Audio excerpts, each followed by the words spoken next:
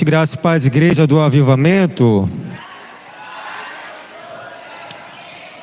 Glória a Deus, quero agradecer mais uma vez a presença de todos os nossos visitantes, tá? Minha vontade é que vocês fiquem para sempre, continuem, principalmente em Cristo, porque Ele é a razão de nós estarmos aqui nessa noite. Quem é bom de Bíblia aí? Tem alguém que é bom de Bíblia? Hein? Vocês não estão levantando a mão porque acham que eu vou fazer alguma pergunta, não é isso? Eu vou levantar a mão, o Anderson vai fazer uma pergunta para mim. Pode ser, mas não vou, não tenho a intenção. Mas eu quero que você abra lá em Filemon. Mas que negócio é esse? Existe esse livro? Quem sabe o livro de Hebreus? Antes de Hebreus, fica colado em Hebreus, vai. Antes de Hebreus, Filemon, só tem um capítulo mesmo. Filemon, capítulo 1, versículo 8 ao 19.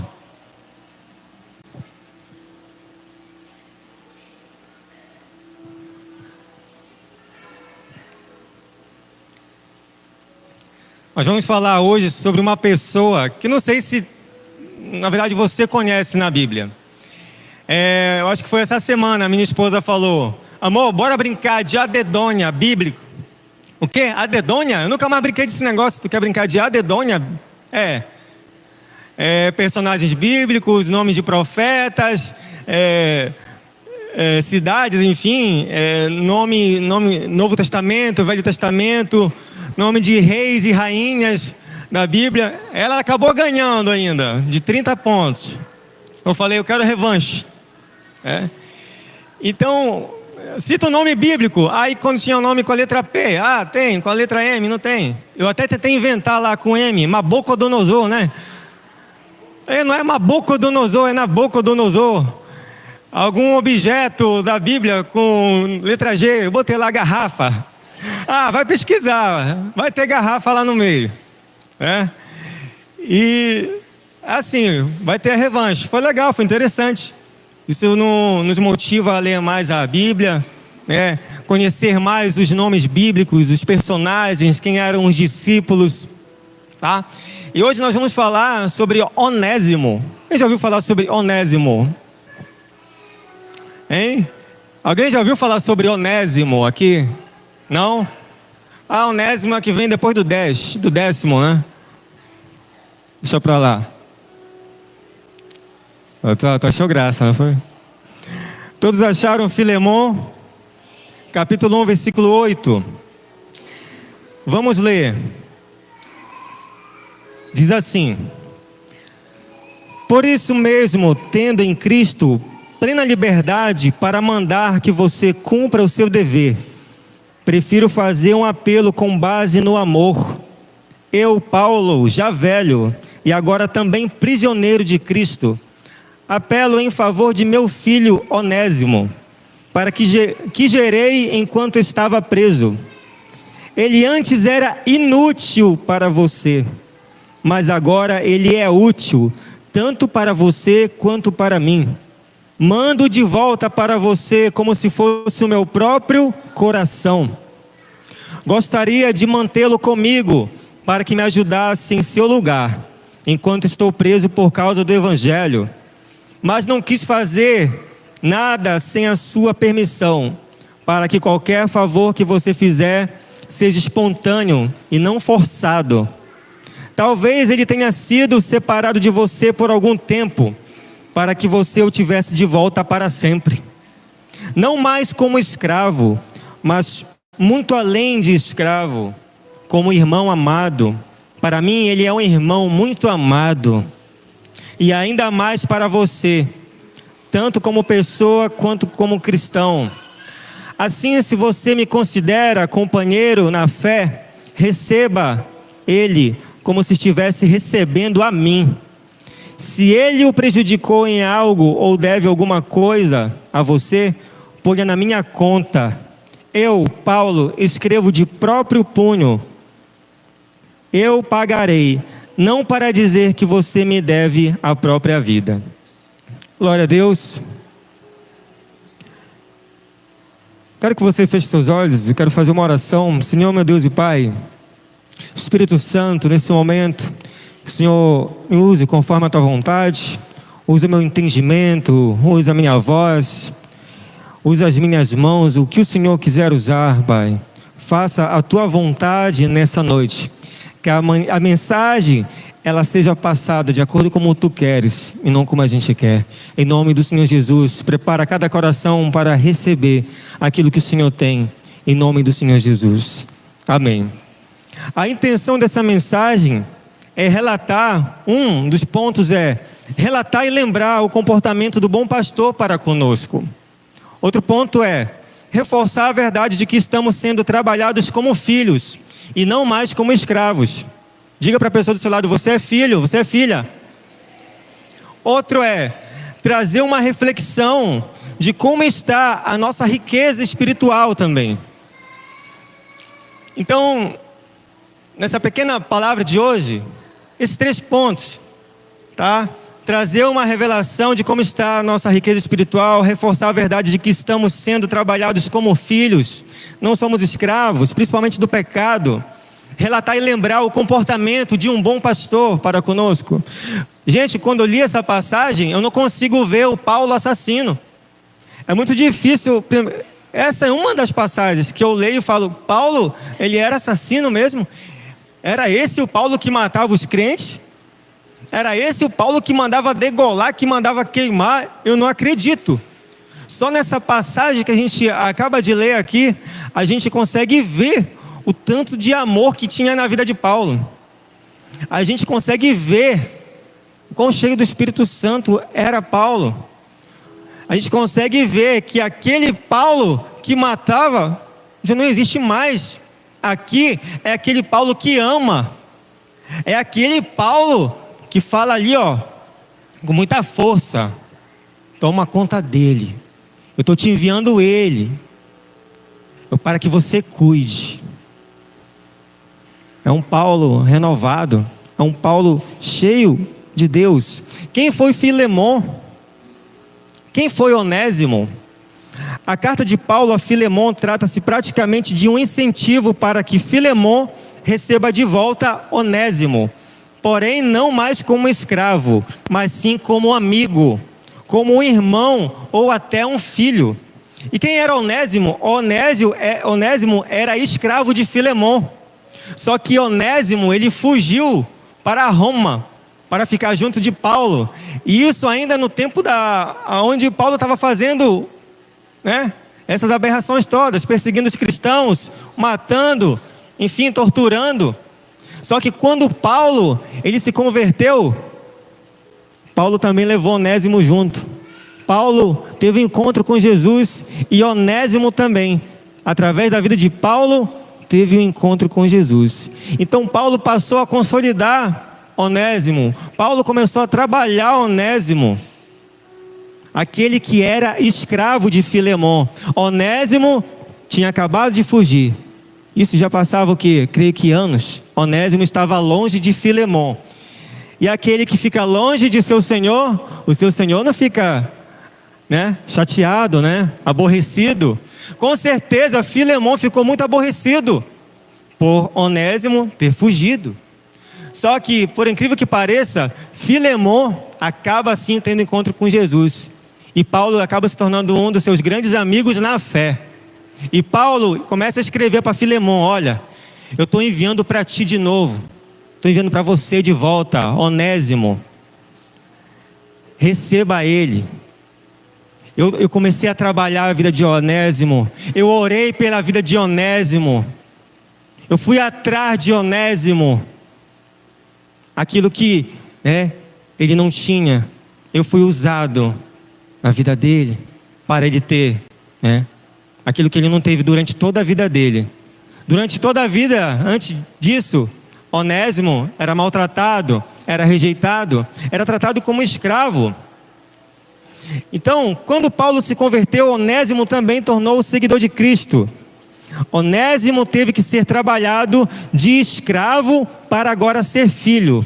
Assim como o filho não consegue ter comportamento de escravo, O escravo também não consegue ter um comportamento de filho da noite para o dia. Você já viu alguém que passou a vida toda cativo? Quando ele é tratado bem, ele até estranha. Quando ele é tratado como um filho, quando ele é servido, ele começa a estranhar.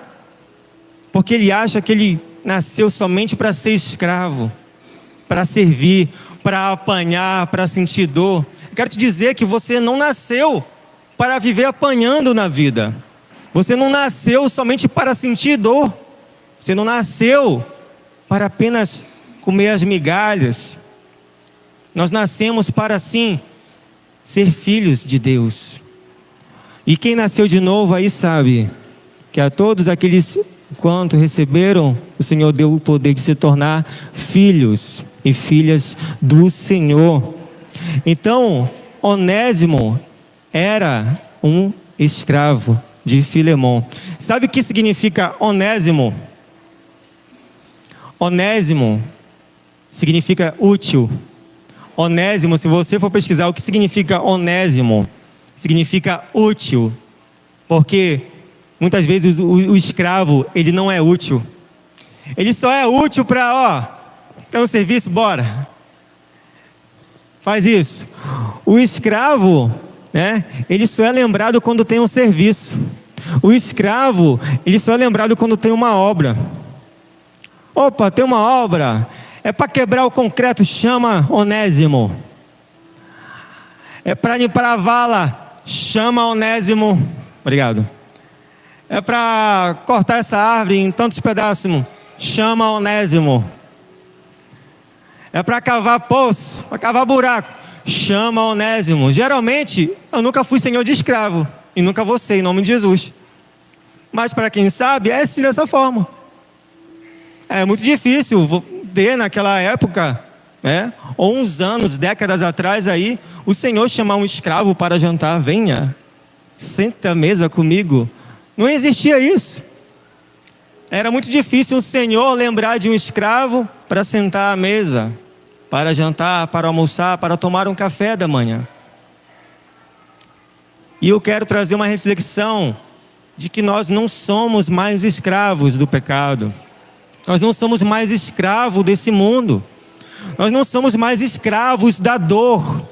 Nós não somos mais escravos da vergonha. Quem tinha muita vergonha aqui era tanto escravo da vergonha.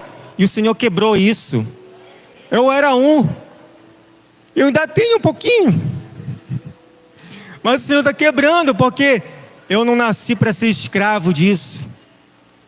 Se eu for prisioneiro, eu tenho que ser prisioneiro de Cristo. Prisioneiro com o Senhor. Está preso, amarrado a Ele, para mim nunca mais se afastar. Mas de filho lembramos. Quem é pai e mãe aí? Você lembrou do seu filho hoje? Lembrou. Gente, eu lembro da Isadora, parece que é todo minuto. Por quê?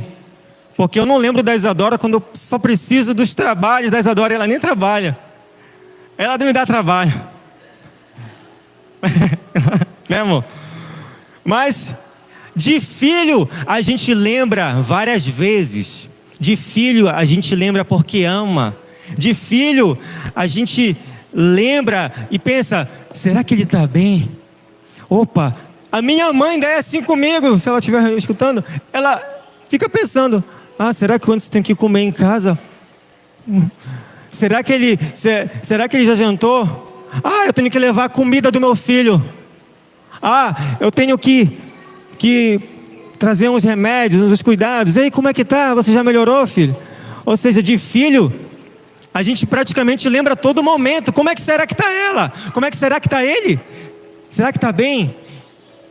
Então, a ideia dessa passagem é como está o nosso comportamento em relação ao nosso próximo, aos nossos filhos, aos nossos discípulos. Nós somos uma igreja que é, contato, discípulos, filhos. Nós precisamos nos enxergar como filhos e tratar os outros como filhos também. Onésimo nunca tinha sido tratado como filho. E ele, através da vida de Paulo, foi tratado como um filho. Eu fico pensando se Onésimo queria realmente voltar para Filemon. Mas antes dele voltar, porque eu creio que ele voltou para Filemon, Paulo já estava trabalhando o terreno. Paulo não somente trabalhou Onésimo, Paulo trabalhou Filemon, para que Filemon passasse a receber ele da melhor maneira. Então, Filemon tornou-se irmão de Paulo em Cristo, mas ainda precisou ser trabalhado em suas ações e seus cuidados, principalmente com Onésimo. Com certeza, Onésimo teve medo de retornar e sofrer as consequências de punições ou até da morte. Gente, aquele que já fugiu, olha, eu que não era escravo do papai e da mamãe, quando ele falava, se tu sair, se tu fugir da peia, vai ser pior quando tu voltar. Eu ficava com medo da volta. E um dia eu fugi da peia, né? Aí ele falou, olha, não sei que não, acho que foi coisa da mamãe. Eu vou te bater, mas se tu correr, quando tu voltar vai ser pior. Eu fugia e eu ficava com medo de voltar. E teve um dia que eu pensei que eu não ia voltar para casa, que eu ia fugir. Porque a peia estava confirmada, estava selada. Mas eu fiz que nem o filho de pródigo, né? Retornarei à casa do meu pai. Só que eu não fui recebido com manjar, com anel. É com cinto mesmo. Ou seja, é coisa de filho. Então, com certeza, mas sendo escravo, Onésimo ficou atormentado. Como é que eu posso voltar para um lugar daquele? Como é que eu posso voltar? Será que vai dar? É possível? Porque com certeza, quando Onésimo saiu, quando Onésimo fugiu de Filemon, ele causou algum prejuízo a Filemon. Porque todo escravo que sai, ele causa prejuízo ao seu senhor. Com certeza teve prejuízo para Filemon. Talvez já tivemos medo de voltar. Talvez isso vale para nós também. Quantas vezes a gente já teve medo de voltar para algo em nossas vidas que a gente já fugiu? Tem alguma coisa na sua vida que você tenha fugido? Tem alguma coisa na sua vida que você tem deixado de praticar, de fazer? E agora tem um certo medo de voltar. Será que eu vou? Eu não quero mais sofrer, eu não quero sentir dor. Eu não quero ser apedrejado, eu não quero ser maltratado. Talvez já teve momentos que você esteve assim na vida. Seja até nos estudos. Será que você já parou de estudar porque aquela prova que você tanto queria passar não deu certo e você desistiu pelo medo de passar o ano todo estudando novamente e não conseguir passar naquela prova? Será que não queremos mais voltar a ser um líder porque a gente teve tantas decepções? Mas tudo bem, eu entendo, eu sou um líder. Quantas decepções eu já tive? E muitas vezes a gente não quer voltar a um lugar de dor, a gente não quer voltar a um lugar, de angústia, de vergonha, porque a gente quer o quê? Ser útil. A gente não quer ser um inútil. E quando a gente fala, Deus, eu quero ser útil para o Senhor, me faz o teu filho. A gente quer ser útil. Me diz uma coisa, todo mundo não quer ser útil? Quem quer ser útil aí? Levanta a mão. Se você quiser ser inútil, nós vamos orar no final do culto, tá? Mas eu creio que você não quer ser inútil. Você quer ser útil. É muito ruim nós não sermos útil aonde nós estamos, no grupo, nas escolas, na faculdade, no trabalho. Mas o Senhor ele te diz, ei, você é útil para mim. Ei, não desiste, você é útil para mim.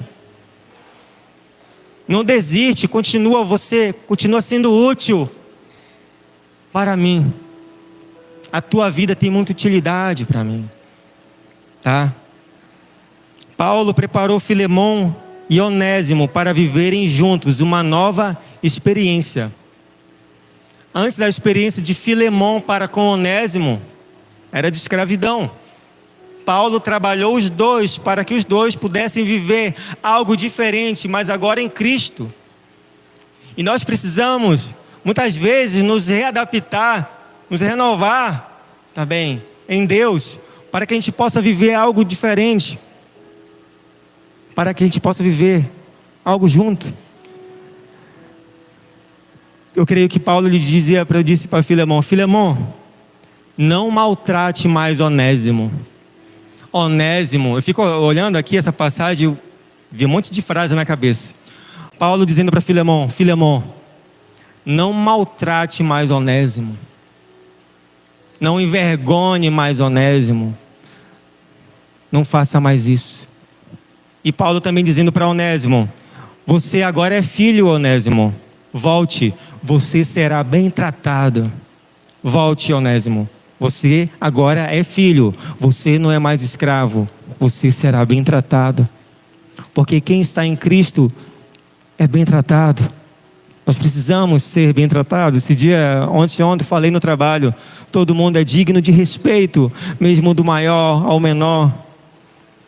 Nós precisamos ter o respeito, ter o cuidado, independente de hierarquia. Nós precisamos amar uns aos outros, sim. Mas nós precisamos, ter a consciência. Não importa o que aconteceu em nossas vidas. Na verdade, muitas vezes importa, porque dói, né? Mas saiba que você é filho. Essa pessoa que está do seu lado, ela é um filho, ela é uma filha de Deus. Não olhe para essa pessoa como uma escrava. Não olhe para essa pessoa do teu lado como um escravo.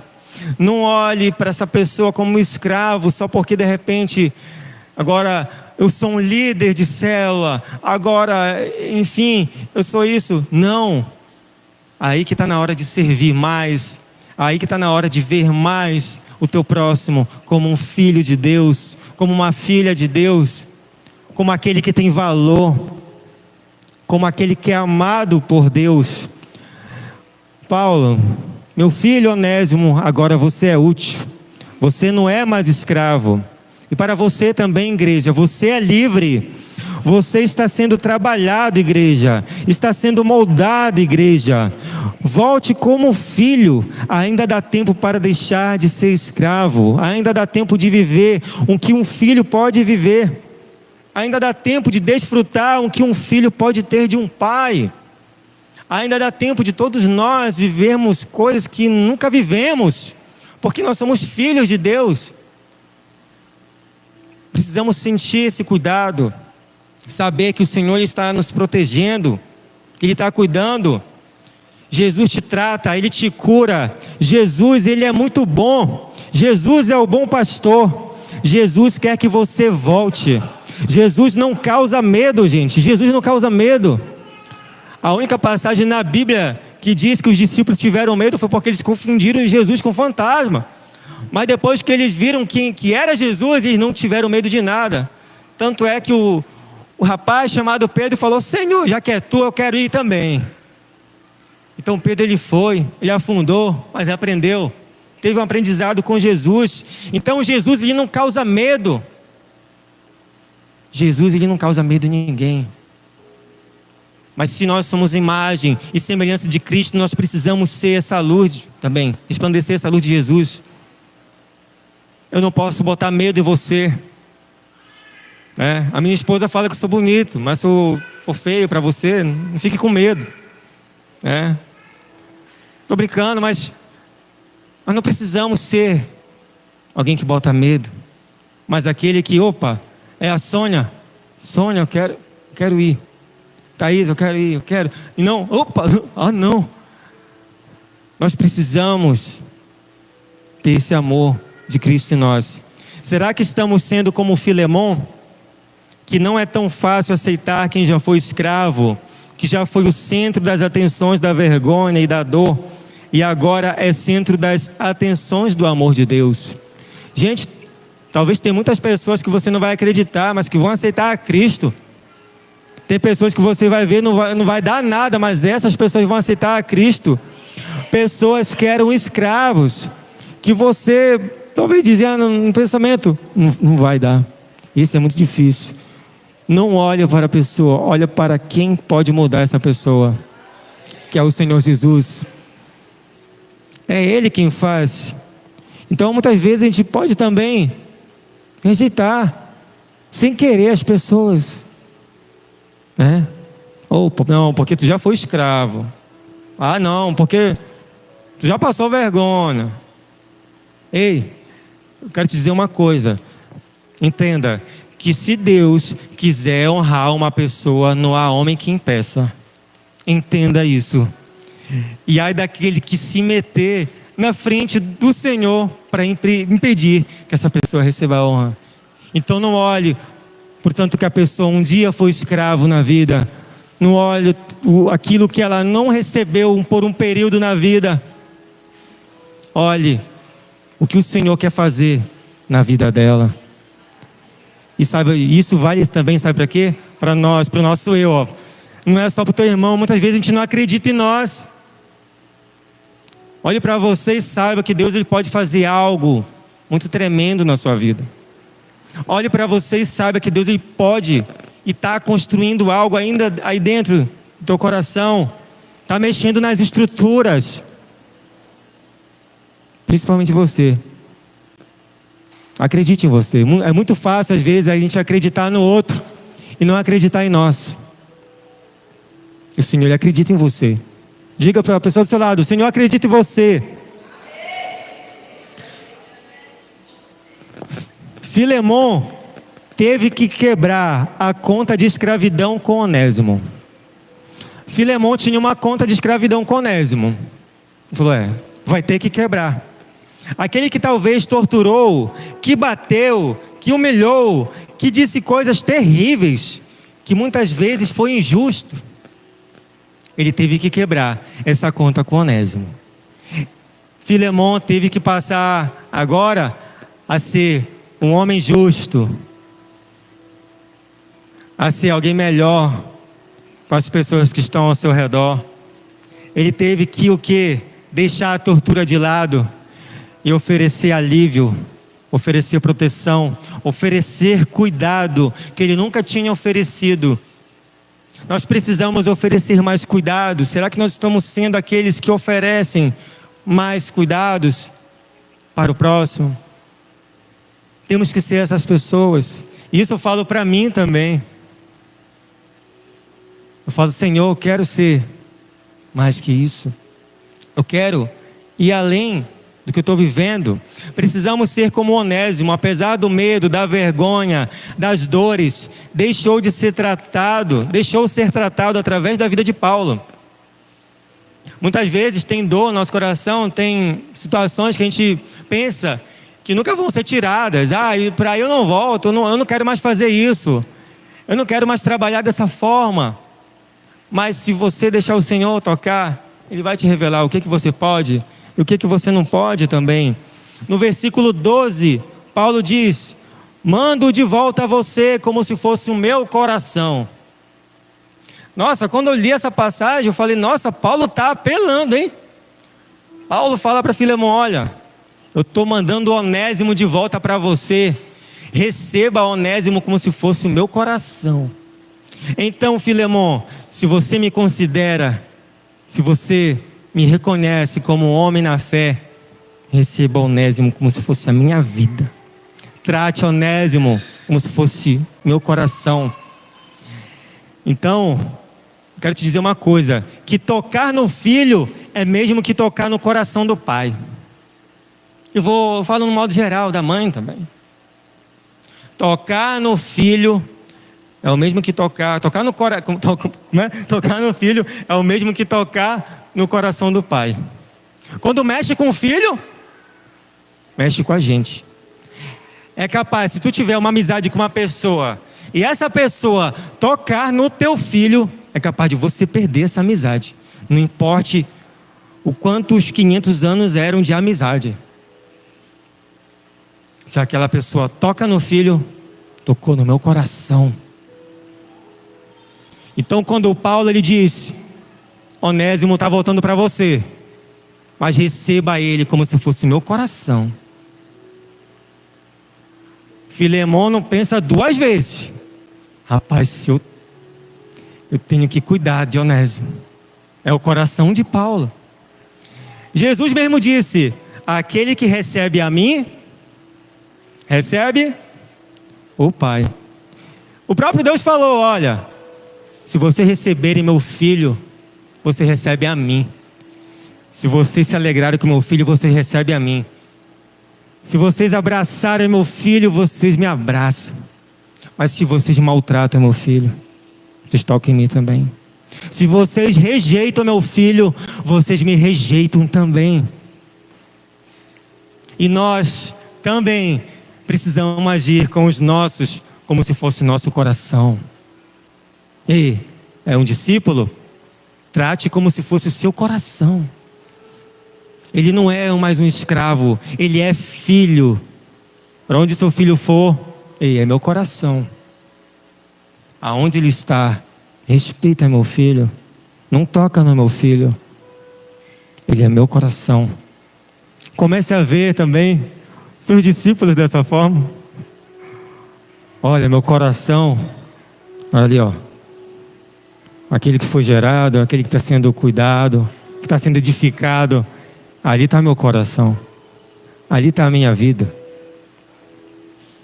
Precisamos entender. Então, Filemão, se tem respeito por mim, trate de cuidar, trate de respeitar Onésimo.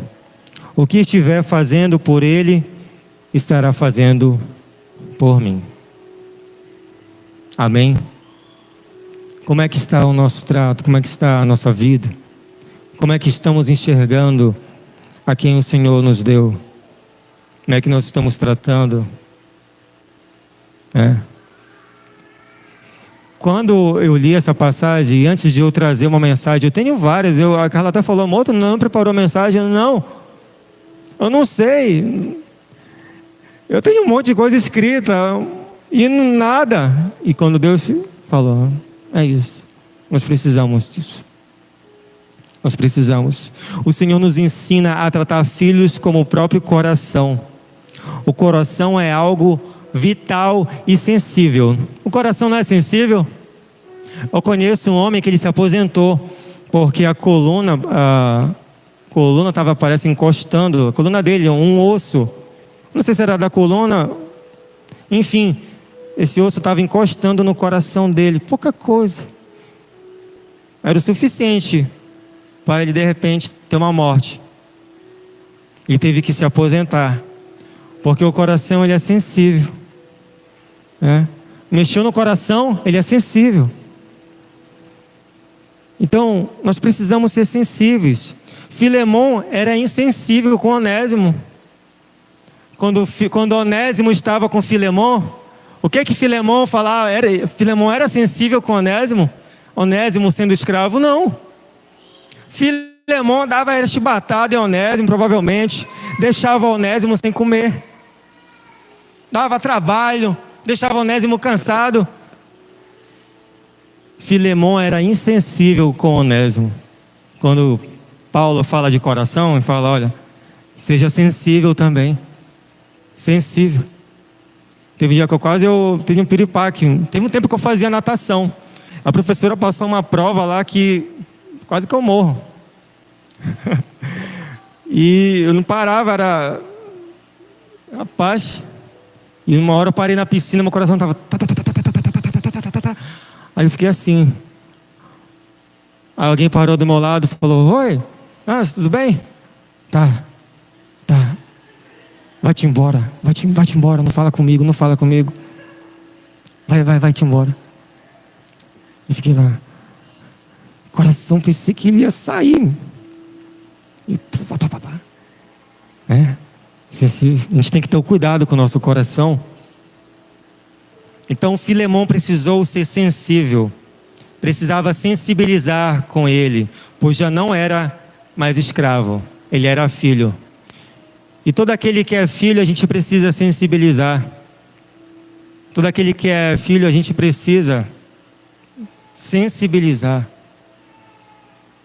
A gente não é insensível com o filho.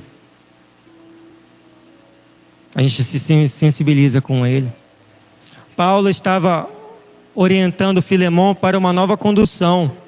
A condução de Jesus, o bom pastor. Quando eu leio essa passagem aqui de Paulo para Filemão, eu lembro da passagem do Salmo 23. Porque quando Davi escreveu o Salmo 23, foi um reflexo do seu trabalho. Afinal, Davi era um pastor de ovelhas. Então era um reflexo do seu trabalho que tinha com suas ovelhas. Por quê? Com certeza Davi não deixava faltar nada para suas ovelhas. O Salmo diz: o Senhor é meu pastor, nada me faltará. Deitar-me faz em pastos verdejantes, guia-me mansamente às águas tranquilas. Refrigera a minha alma, guia-me pela vereda da tua justiça, por amor de teu nome. Ainda que eu andasse pelo vale da sombra da morte, não temerei mal algum, pois tu estás comigo, a tua vara e teu cajado me consolam. Quando Davi escreveu esse salmo, sabe por quê? Foi porque ele tratava as ovelhas dessa forma. Ele não deixava nada faltar para as ovelhas. Davi não deixava nenhum alimento faltar para suas ovelhas. Davi levava suas ovelhas aos pastos verdejantes. E ele via, ele contemplava que elas gostavam. Davi, quando levava suas ovelhas para as águas tranquilas, elas sabiam que estavam ali, protegidas. Então ele começou a observar: olha, as minhas ovelhas, elas gostam quando eu levo ela mansamente às águas tranquilas. Olha, as minhas ovelhas, elas gostam quando eu apresento para elas pastos verdejantes. Olha, eu já percebi que quando a gente passa nesse vale, as ovelhas se sentem seguras, porque eu estou aqui. Mas teve um dia que eu me afastei, eu vi elas com medo, eu me aproximei, elas voltaram a estar seguras. Então, elas estão bem. Aí eu creio que Davi começou a pensar: ei, Deus é assim comigo. O Senhor é meu pastor, nada me faltará. Deitar-me faz em pastos verdejantes, guia-me mansamente às águas tranquilas, refrigera minha alma e tal. Se ele fosse um jardineiro, talvez ele falaria: o Senhor é o jardineiro. Ele corta no seu tempo, ele me rega. Mas ele era pastor. E tudo que está escrito no Salmo 23 até o versículo 4 é um relato do que Davi fazia com as ovelhas. Davi não deixava faltar nada. Para uma ovelha, se ela comer de uma manjedoura, se tiver vazia a manjedoura daquela ovelha, ela não come da manjedoura da outra. Ela pode morrer de fome, mas ela não come da manjedoura da outra. E quando diz que nada me faltará, significa que Davi sempre colocava alimento. Ele nunca deixava faltar na manjedoura de nenhuma ovelha. Toma, tem alimento para ti. Tem alimento hoje, tem alimento amanhã. Tem alimento à tarde, tem alimento de noite. Não vai faltar na tua manjedoura. Davi nunca deixou faltar. Os pastos verdejantes, as ovelhas, elas não conseguem separar as suas ervas. Elas não conseguem distinguir a erva que é boa e o que é ruim. E Davi levava: olha, essa aqui é a boa. Essa aqui é a boa. Aquela ali é ruim. Essa é a boa. Aquela não é bom comer. Aquelas que não sentiam medo quando eram guiadas mansamente. Porque a ovelha, para quem não sabe, é um animal que ela se espanta, Ela não tem unhas, ela não tem garras, ela não tem dentes afiados, ela não tem nenhuma habilidade defensiva. Então, quando a ovelha ouve o barulho, se assusta. Ela se assusta. Onésimo, ele tinha muito barulho. Onésimo passou por tantos barulhos na vida dele, que ele não queria mais ouvir aqueles barulhos. Onésimo queria voltar, mas sem barulho. Porque a palavra diz: águas tranquilas, porque águas muito agitadas assustam as ovelhas. Porque está muito agitada, elas começam a se afastar. Elas gostam das águas tranquilas. Mas também é preciso levá-las mansamente. Eu estou levando mansamente elas. Eu vou levar mansamente. Porque eu não posso. A gente não conduz ovelha como se conduz cavalo, gente. Eu não posso conduzir um rebanho de ovelhas como conduzo cavalos. né? Ya! Pá! Ya! Vai, pá, vai! Tu vai matar uma, mano. Então, Onésimo ouvia muito isso. Bora, rapaz! Tu ainda não fez o que eu te pedi? Bora! Tá na tua hora aqui. Tu vai pegar tanta chibatada no final do dia. Ya! Águas tranquilas é levá-lo mansamente. Então, Paulo falou isso. Onésimo precisava ser levado às águas tranquilas. E quando fala de Paulo disse: cuida bem dele. Ele não vai ser mais tratado como ele foi tratado aqui. Águas tranquilas para ele. Precisamos de águas tranquilas. O Senhor nessa noite, Ele quer nos conduzir a águas tranquilas. Mas Ele quer que cada um de nós também sejamos aqueles que conduzem as águas tranquilas. Olha para a pessoa do teu lado e diga para ela que você vai conduzir mansamente as águas tranquilas.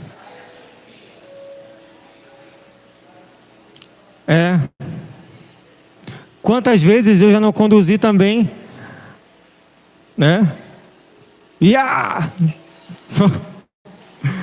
Nós somos líderes, nós somos uma igreja, né? Apostólica, em células. E nós precisamos ser aqueles que na nossa célula a gente conduza águas tranquilas. Ser aqueles que na nossa célula, na nossa rede, a gente conduza com mansidão as águas tranquilas. Quantas pessoas, lá no versículo 18, 19, diz assim.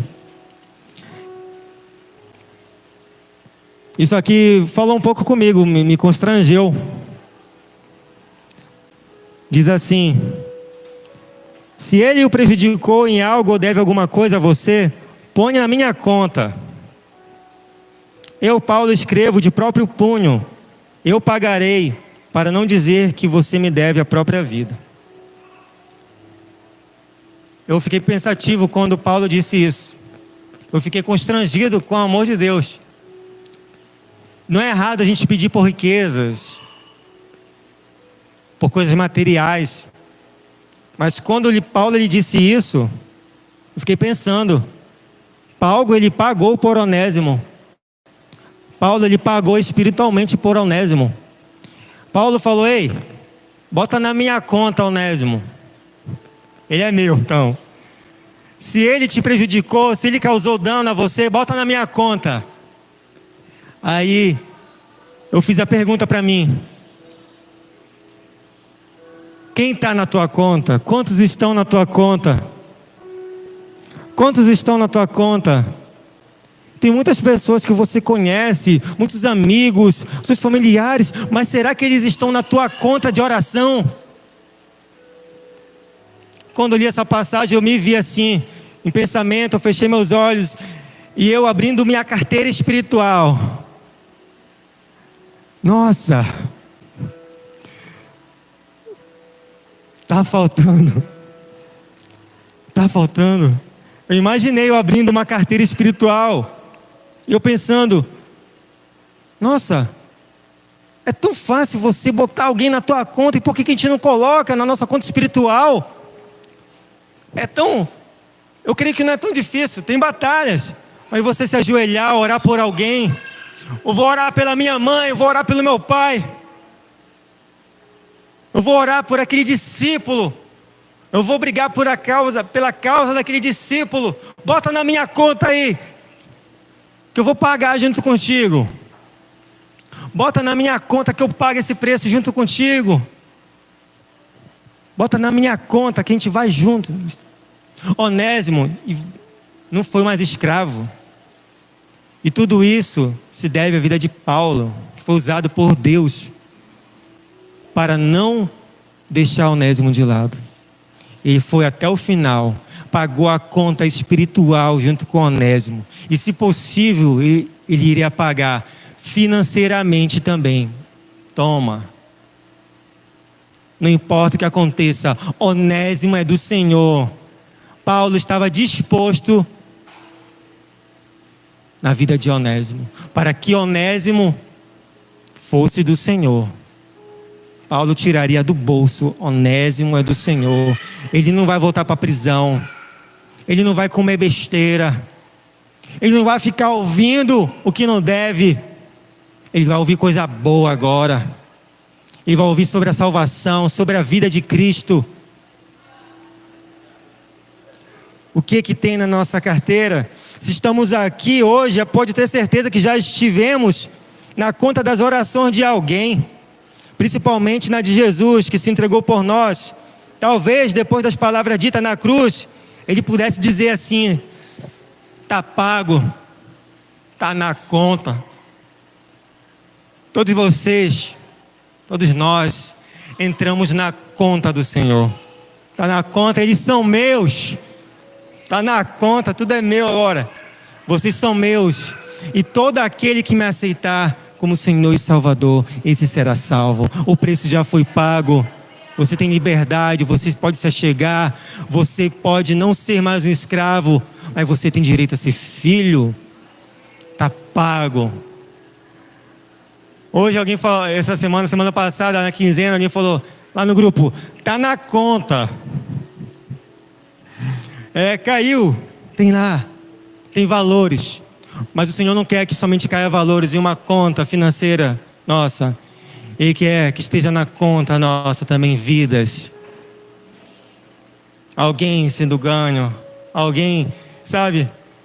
Eu falei: Senhor, vou botar alguém na conta, é agora.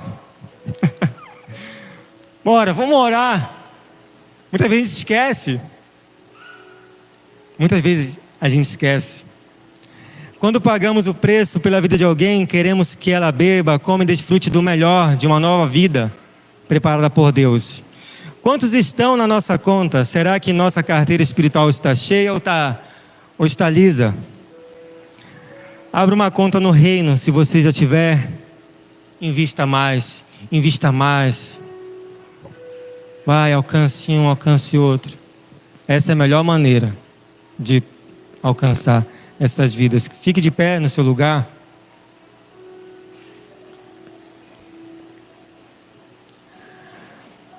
Onésimo era escravo e foi transformado. Filemão também foi transformado. O importante disso é que Onésimo e Filemão foram transformados. A Bíblia, ela não relata, mas com certeza eles passaram a viver juntos algo novo com Deus. Com certeza Onésimo viveu aquilo que nunca viveu antes. E até junto de Filemão. Filemão passou também a viver o que nunca viveu com Deus. Relatos são fatos de alguém que pagou o preço, que instruiu na verdade, em seriedade e que investiu também em amor de Cristo. Seu nome era Paulo. E pode ser seu nome também nessa geração. Pode ser a sua vida nessa geração. Feche seus olhos. Vamos agradecer ao Senhor. Comece a falar com Ele. Senhor, meu Deus, te apresentamos nossos corações nesse momento.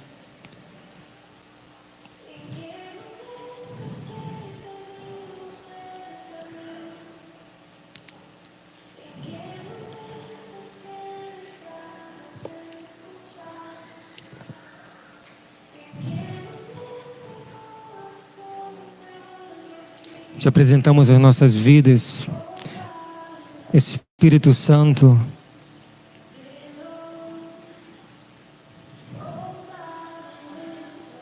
Perdoa-nos, perdoa nossas dívidas, nossos pecados. Não somos mais escravos do pecado, Nós não somos mais aqueles que vivem de qualquer maneira. Somos aqueles que vivem para o Senhor. Somos aqueles que vivem uma nova vida. Deus nos ensina em como guiar as águas tranquilas. Nos ensina a como amar. Nos ensina a como nos dedicar mais. Nos ensina a como dar o maior valor ao nosso próximo. Nos ensina, Pai, a sermos melhores contigo. Nos ensina a nos doar mais com o Senhor. Nos ensina, Deus, a compreender a Tua vontade. Nos ensina, Pai, nos dê coragem para voltar aos lugares que nós deixamos por causa do medo. Nos ensina a voltar aos lugares que nós deixamos por causa das dores, por causa de toda a vergonha. Nos ensina novamente, Senhor, a lutar pelo lugar que o Senhor tem preparado para nós. Nos ensina a lutar, ó Pai, pela liberdade. Nos ensina a lutar pela nossa liberdade no nosso coração, seja na nossa mente, no nosso corpo, ó Deus, no nosso entendimento. Não queremos ser enganados, não queremos ser mais escravos do mal, mas se for para ser prisioneiro, Pai, queremos ser prisioneiros do Teu amor. Queremos ser pertencentes ao Senhor. Se você nesse momento tem um desejo, sim, de entregar seu coração, de renovar a sua vida com Ele, você pode se chegar aqui à frente. Estaremos orando pela sua vida. Se você tem um desejo de conhecer esse Senhor, o Senhor Jesus, Ele é o único que pode te dar o escape, a salvação. Ele é o único que pode te entregar o melhor. Se você quiser, sim, uma oração, orar para que o Senhor te dê direção, bote a sua mão na cabeça, ore pela sua mente, para que você seja aquele que conduz com sabedoria. Bote a mão na sua mente, para que você seja aquela pessoa que instrui na verdade de Cristo, que instrui no amor de Cristo, na bondade de Cristo. Comece a orar por você. Toque na sua mente, toca na sua vida. É o Senhor quem faz a obra. Coloque nesse momento também. Eu não sei se você esqueceu de colocar pessoas na sua conta. Eu não sei se você deixou de lado, deixou de orar por algumas pessoas da sua casa, deixou de orar pelos seus discípulos. Comece a orar nesse momento pela vida deles. Comece a apresentar aquelas pessoas que se afastaram do caminho de Deus. Comece a colocar na sua conta espiritual. Comece a pagar o preço por essa pessoa. Sabe aquela pessoa que nunca mais foi na célula? Aquela pessoa que não foi mais na igreja? Aquela pessoa que talvez voltou aos caminhos das drogas, que voltou aos vícios, que achou que Jesus não é mais o caminho para ele. Ore pela vida dele. O Senhor está aqui nesse momento. Comece a colocar na conta. Comece a tocar o coração de Deus. Ore pela vida dessas pessoas. Quem precisa de oração também, levante a sua mão. Eu posso orar aqui. Eu oro pela sua vida, para que o Senhor te transborde com muita sabedoria, com muito conhecimento, que o Senhor te dê as armas necessárias para todas as guerras diárias, para as guerras na sua célula, no seu trabalho, no seu colégio. Ali você vai ser luz, ali você vai ser um filho de Deus, ali você não vai ser mais um escravo do pecado, você não vai ser um escravo desse mundo, mas você é aquele que representa o reino do Senhor, é aquele que representa a luz do Senhor, é aquele que está aqui na terra com um propósito. Senhor meu Deus, eu te apresento a mente, as mãos de cada um, aonde toquem, Senhor, que sejam mansos, nas mãos de cada um aqui esteja uma mansidão, ó Pai. Na voz de cada um que está aqui nessa noite, que haja mansidão, ó Pai. No coração de cada um que está aqui, que faz parte da Tua igreja, ó Deus, que haja mansidão, em nome do Senhor Jesus, que haja conserto em nossas vidas, ó Pai, em nome do Senhor Jesus. Perdoa-nos, Deus, tenha graça, tenha misericórdia de nós, e nos ensina, Deus, a fazer Tua vontade. Se alguém tem o desejo de aceitar o Senhor como Salvador da sua vida, você pode vir aqui à frente. Se quiser, no final, também a gente pode estar orando por você, em nome do Senhor Jesus, em nome do Senhor Jesus. Não sei se tem algum discípulo aqui, de algum líder, que quer receber uma oração, se quer que seu líder ore sobre a sua vida, você fica à vontade. A oração de um líder, ela tem um peso muito grande na vida de um discípulo.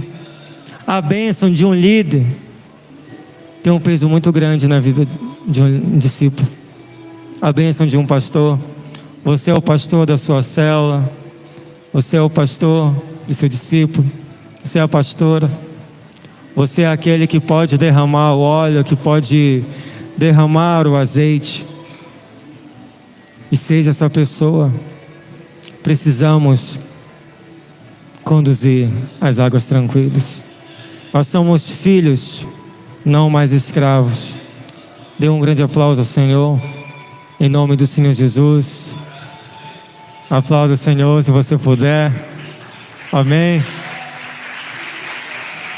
Glória a Deus.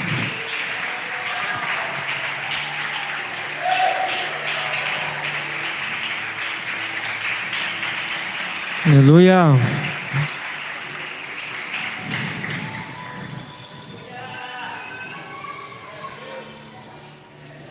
Glória a Deus.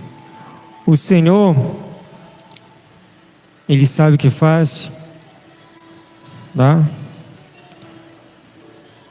Mais uma vez, se alguém quiser nessa noite entregar seu coração, tá? Entregar sua vida, eu vou perguntar mais uma vez. Alguém aqui quer? Se ficou um pouco de vergonha ainda, você pode nos chamar no finalzinho. Estaremos orando por você, tá bom? Uma coisa que eu entendi é que a obra do Senhor, o Espírito Santo, é quem trabalha. Amém? E Ele está trabalhando na sua vida. Que possamos ter recebido, não da parte de homens, mas de Deus, a vontade que é boa, perfeita e agradável dEle.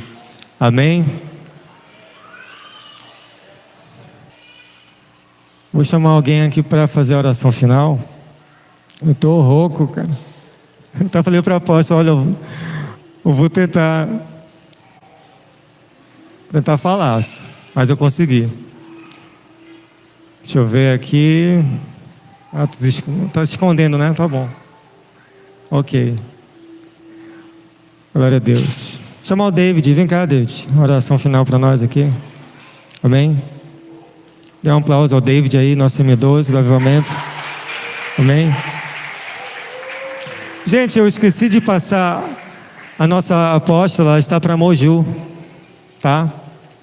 Ela foi passar o aniversário com a sua mãe. Está lá na bênção.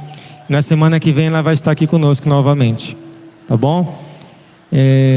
Esqueci de passar alguma informação. Alguém me lembra?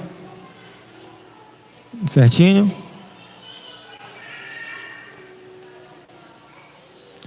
Seminário Altar, meu pai. Seminário Altar vai ser dias 6, 7 e 8 de setembro, tá? Apenas R$50, faça a sua inscrição, tá bom? E eu tenho certeza que vai ser uma bênção. Eu vou estar nesse dia. E venha estar conosco também. Amém? Amém. Vamos ficar de pé. Amém. Agradecer a Deus pelo que Ele fez hoje, pela palavra, né? Amém. Senhor Deus e Pai, muito obrigado, Deus, pela palavra que o Senhor trouxeste aos nossos corações, Deus. Sabemos que quando a Tua palavra ela é entregue direto do Teu trono, ela surge efeito, Deus. E eu creio que hoje nós vamos poder contemplar tudo aquilo que o Senhor falou aqui. Nós iremos poder testemunhar, Deus, porque Tu és o nosso Deus, Tu és o nosso Senhor. Tu és um Deus que transformou um matador de homens para um cara que transbordava em amor. Então Tu tens o poder de transformar maldição em bênção, Pai. Então acreditamos nisso, que Tu és o nosso Senhor, Tu és o nosso Salvador, Tu és o nosso transformador. Em nome do Senhor Jesus, leva-nos em paz para os nossos lares, ou para onde mais nós formos, acampados e protegidos pelos Teus anjos. E a igreja do Avivamento diz: amém. Dê um aplauso para Jesus, amém. Dê um abraço no irmão do seu lado. Dê um abraço no nossos visitantes também, sejam bem-vindos. Estamos aí de portas abertas, amém.